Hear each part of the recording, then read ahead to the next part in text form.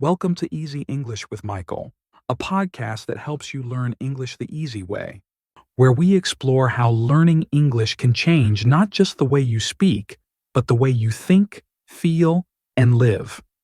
Language isn't just communication, it's connection. It's how we express our emotions, our struggles, and our stories. And when it comes to mental health, words really do matter. Today, we're going to talk about what mental health really means, why it's important, and how we can all take better care of our minds, one day at a time. Joining me today is Dr. Sarah Reeves, a licensed psychologist who's been helping people rediscover balance and emotional strength for over a decade. Dr. Sarah, welcome to the show. Thank you, Michael. I've always been fascinated by how people think, feel, and communicate. I studied clinical psychology because I wanted to understand what happens inside our minds and how communication, including language, can heal. Over the years, I've learned that the words we use, even in self-talk, can completely change our mental well-being. So when people learn a new language like English, they're not just expanding vocabulary, they're learning new ways to express emotions and manage stress.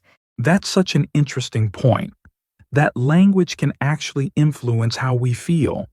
But let's start from the basics. What exactly is mental health? Mental health is our emotional, psychological, and social well-being. It affects how we handle stress, relate to others, and make decisions. It's not about being happy all the time. It's about balance, being able to adapt when things get hard, and finding your way back to stability. That makes sense. But even today, people hesitate to talk about mental health. Why do you think that is? There's still a stigma around it. People fear being judged or labeled as weak. But asking for help doesn't mean you're weak. It means you're brave enough to take care of yourself. Let's talk about the challenges people are facing right now. What are some of the most common mental health struggles you see?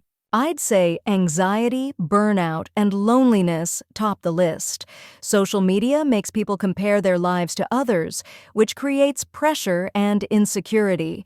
Also, many people tie their self-worth to productivity. If they're not busy, they feel useless. And what are some signs someone might need to take their mental health more seriously? Some warning signs include constant fatigue or loss of motivation, changes in sleep or appetite, feeling disconnected or hopeless, avoiding social situations. If these feelings last more than a couple of weeks, it's time to reach out for help, whether it's therapy, support groups, or even a trusted friend. I love that. So let's get practical. What can people do daily to protect or improve their mental health? Here are 5 simple but powerful things. Practice self-awareness. Take a few minutes daily to notice how you're feeling without judgment. Move your body.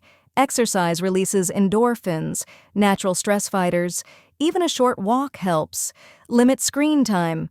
Too much news or social media can make anxiety worse. Connect with people. Call a friend. Have coffee. Real conversation builds emotional safety. Talk kindly to yourself. Replace "I can't" with "I'm learning." The way we speak to ourselves shapes how our brain reacts to challenges. That last one really ties back to English learning, doesn't it? When people learn English, they often feel insecure or afraid of making mistakes. But if they change their inner dialogue, like saying, "I'm improving every day," instead of "I'm bad at this," it changes everything. Exactly. That's what I mean when I say language is therapy. The words you use in any language train your mind to think differently. This has been such an insightful conversation, Dr. Sarah. Before we wrap up, what's one final message you'd like to leave our listeners with? Mental health isn't a destination, it's a practice. You don't have to be perfect, you just have to be aware and kind to yourself. And remember, healing isn't linear. It's okay to have good days and bad days. That's powerful. If you're listening and struggling, please don't go through it alone. Reach out to a therapist, a friend, or a helpline. Taking that first step might feel small, but it can change your entire life. Thank you, Dr. Sarah, for being here. And thank you to everyone listening to Easy English with Michael.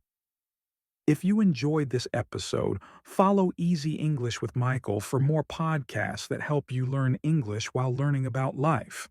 Until next time, take care of your mind and your words.